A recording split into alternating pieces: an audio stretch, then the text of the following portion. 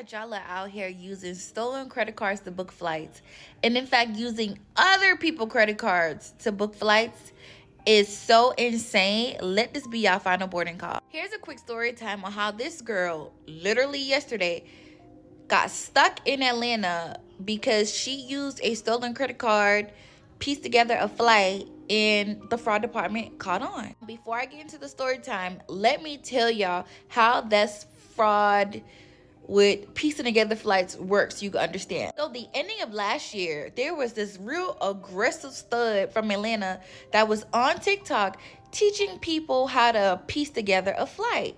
And it was a huge trend. People were actually dumb enough to do it. So what piecing together a flight means is that you go to the airport right when you get to TSA, like you haven't even walked through TSA, you go use the stolen credit card, you book the flight, you book a one-way.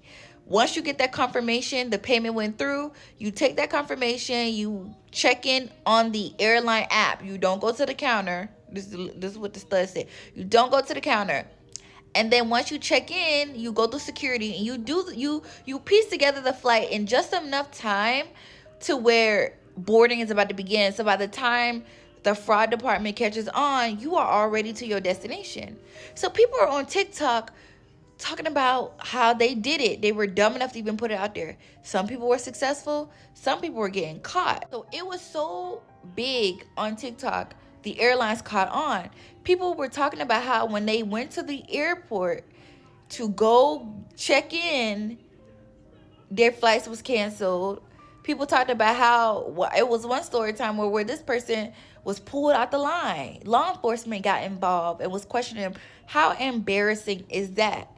So when that happened, like I said, the aggressive stud, because she really was aggressive.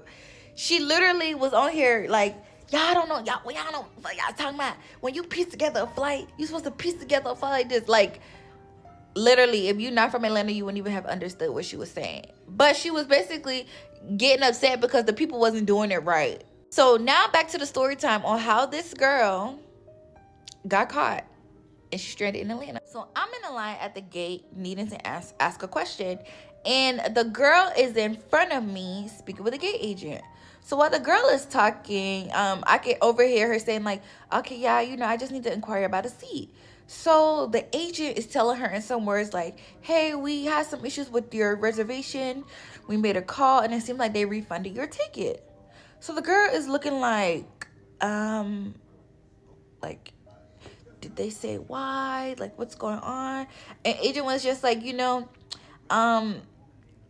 it's just something with the card. If I were you, call your bank to see what's going on.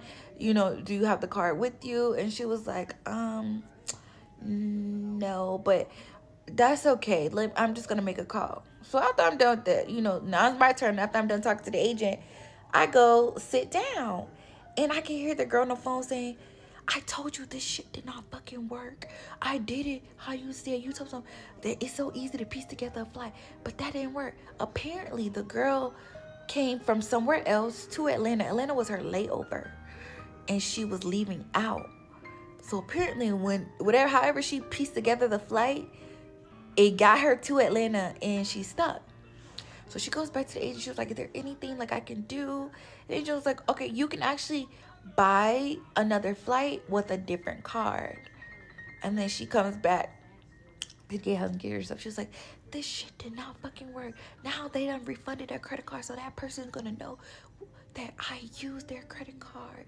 Like, she was so mad. She was like, I knew that shit didn't work.